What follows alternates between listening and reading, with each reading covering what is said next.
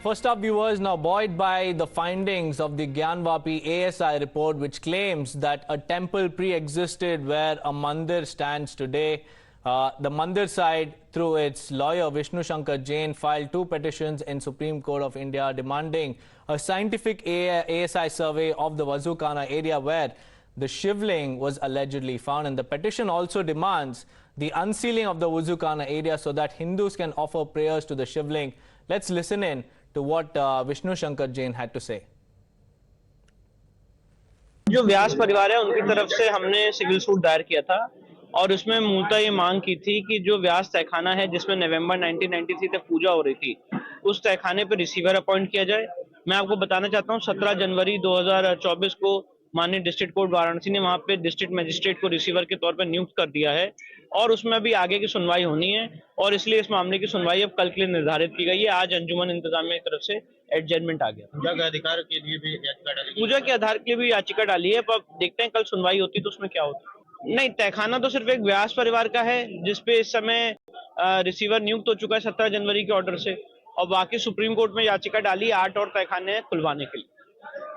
Meanwhile, Swami Avimukteswaranand Saraswati, who earlier through his disciple approached the lower court seeking right to offer prayers at the alleged shivling that was found inside the Vazukhana, spoke to Times Now and said that it's time to let Hindus worship inside the Gyanvapi. Listen in. हम उसी के विरुद्ध तो बात कह रहे हैं कि भैया अत्याचार मत करो, अन्याय मत करो, आराधना उपासना करो। आराधना उपासना करने से किसी के लिए कोई रोक नहीं है, लेकिन अत्याचार अन्याय उसके साथ नहीं जुड़ना चाहिए। और उस समय शिवलिंग का प्रकट होना बताया गया था, तब हमने शंकराचार्य जी महाराज के आदेश से हम आए थे।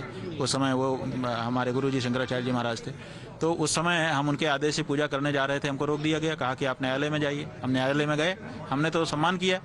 अब 1.5 साल का समय बीत गया और पूजा भोग जैसे विषय पर 1.5 साल से तारीख पे तारीख दी जा रही है, निर्णय नहीं किया जा रहा। हमने कई बार वकीलों के माध्यम से वहां पर कहा कि हमारी अर्जी को अगर आप योग्य नहीं समझते हैं तो खारिज कर दीजिए, ताकि हम ऊपर की कोर्ट में जाके अपनी बात कह सकें। तो खारिज भी नहीं किया जा रहा है और उस पर निस्तारण भी नहीं किया जा रहा है और भगवान की पूजा बाधित है। कृपा करके भगवान को प्रणाम करके और आगे कुछ जो करना है करना चाहते थे, लेकिन अभी तो परिक्रमा ही नहीं करने दी जा रही है। आगे देखा जाएगा। Well, on the other hand, the masjid side is now casting aspersions on the ASI's reports as, calling it politically motivated. Earlier, VHP suggested that Muslims must hand over Gyanvapi to Hindu side and the mosque should be shifted elsewhere. And this demand too has been rejected and countered by the Muslim side. विश्व परिषद ने ये ऐलान किया है कि मुसलमान मस्जिद हिंदुओं के सुपुर्द कर दें और वहां नमाज न पढ़ें, वजू न करें और जुमे के नमाजें वहां पर न हो, ईद बकरीद की नमाज न हो। तो मैं उनके इस मुतालबे को खारिज करता हूं।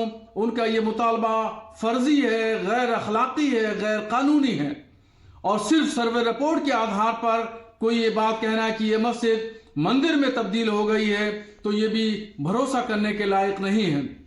क्योंकि सर्वे रिपोर्ट पर हम यकीन और एतमाद उस वक्त नहीं कर सकते हैं जब तक कि कोर्ट का कोई फैसला सर्वे रिपोर्ट के ताल्लुक से ना आ जाए।